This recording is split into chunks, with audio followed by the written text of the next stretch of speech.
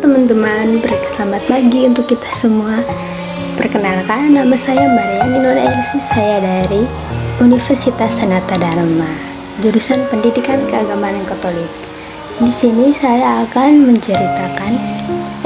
memberikan katekese, pengalaman, dukungan dan empati pada orang sakit dalam perspektif Sacramentum Caritatis. Memberikan dukungan dan empati kepada orang sakit bukan hanya sebuah tindakan sosial ataupun kemanusiaan semata, melainkan juga merupakan wujud nyata dan iman dari kasih Kristiani yang diajarkan dalam Gereja Katolik.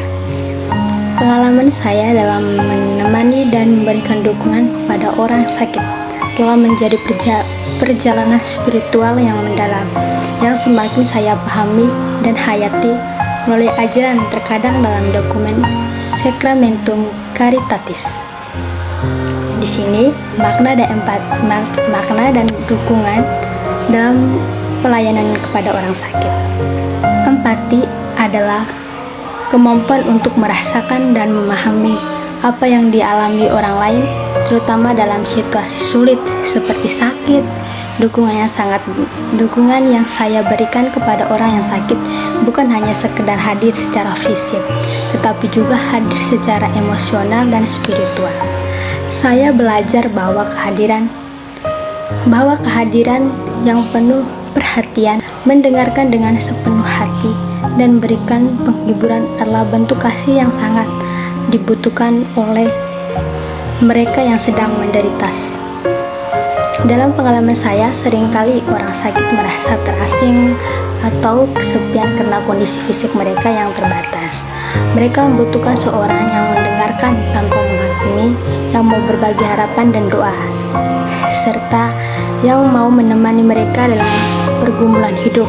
Saya berusaha untuk menjadi pribadi yang membawa kedamaian dan penguatan, bukan hanya sekedar pengunjung biasa. Refleksi spiritual berdasarkan Sacramentum Caritatis, dokumen Sacramentum Caritatis yang diterbitkan oleh Paus Benedictus menegaskan bahwa sakramen Ekaristi adalah sumber dan puncak kehidupan Kristiani. Dalam Ekaristi, kita menerima tubuh dan darah Kristus sebagai tanda kasih Allah yang tak tersudahan. Namun, dokumen ini juga mengingatkan kita bahwa menerima Ekaristi harus membawa kita kepada pelayanan kasih yang nyata kepada sesama, terutama mereka yang menderita sakit dan membutuhkan.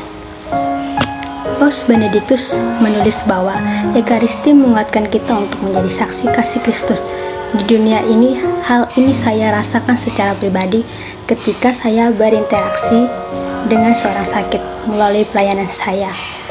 Saya berusaha menghadapi makna Ekaristi dengan menjadi tubuh Kristus yang hadir bagi mereka yang lemah dan sakit. Saya percaya bahwa dalam setiap kunjungan dan doa yang saya panjatkan bersama mereka, saya sedang melaksanakan panggilan Kristiani untuk mengasihi tanpa syarat.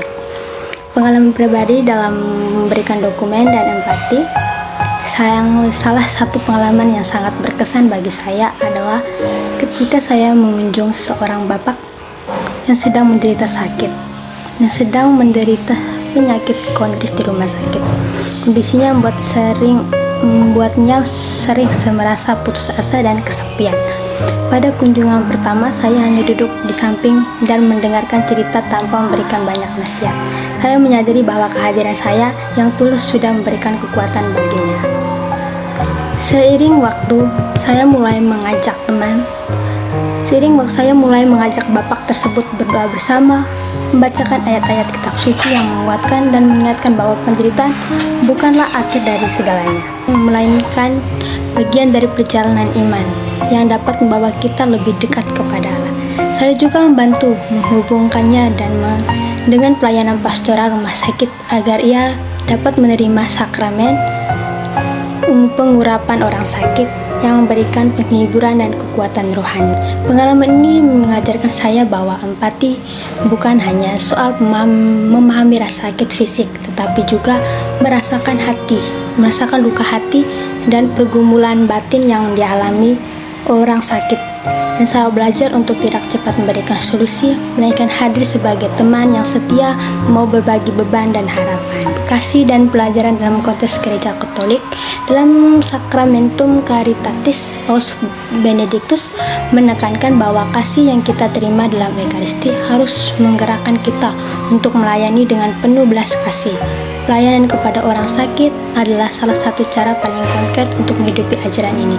Kasih yang tulus kepada orang sakit adalah cermin kasih Kristus yang mengorbankan dirinya demi keselamatan umat manusia. Saya percaya bahwa pelayanan ini juga merupakan bentuk sakramen hidup, di mana kita menjadi saluran kasih Allah bagi sesama. Ketika saya memberikan dukungan pada orang sakit, saya merasakan kehadiran Kristus yang menguatkan saya dan mereka. Hal ini membuat saya semakin yakin bahwa pelayanan kasih adalah panggilan yang suci yang harus dijalani dengan hati yang penuh kerendahan dan kesabaran.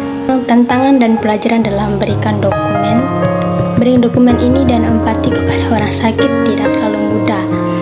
Ada kalanya saya merasa lebih lelah atau tidak tahu harus berkata apa ketika menghadapi penderitaan yang begitu berat.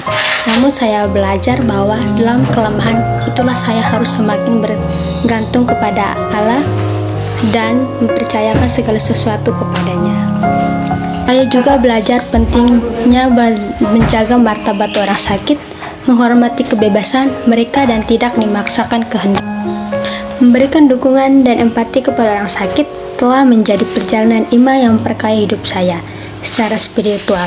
Melalui pelayanan ini, saya belajar bahwa menghidupi ajaran dokumen Sakramentum Caritatis, bahwa Ekaristi bukan hanya sekadar untuk diri sendiri, untuk membangun tubuh Kristus yang saling mengasihi dan menopang.